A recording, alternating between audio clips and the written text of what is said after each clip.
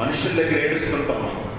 మన బాధలు చెప్పుకొని, మన ఇరుకులు ఇబ్బందులు చెప్పుకొని మనుషుల దగ్గర ఏడుస్తాం, కానీ ఏ మాత్రమో ఉపయోగం ఉండదు మనుషుల దగ్గర ఏడటం వల్ల.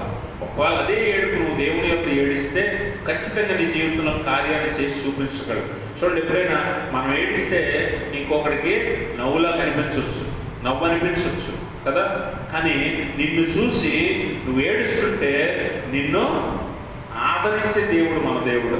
నవ్వే దేవుడు కాదు కదా, వెక్కిరించే దేవుడు కాదు, హేళన చేసే దేవుడు కాదు. కానీ మనం ఏడిస్తే చాలామంది హేళన చేస్తారు, మనం ఏడిస్తే చాలామంది ఎక్కిరిస్తారు, మనం ఏడిస్తే చాలామంది నవ్వుతారు.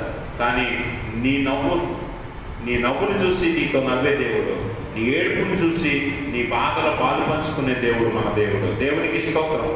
అటువంటి దేవుడు నీకున్నాడు. మనుషులు లేకపోవచ్చు, బంధువులు లేకపోవచ్చు, రక్త సంబంధులు లేకపోవచ్చు.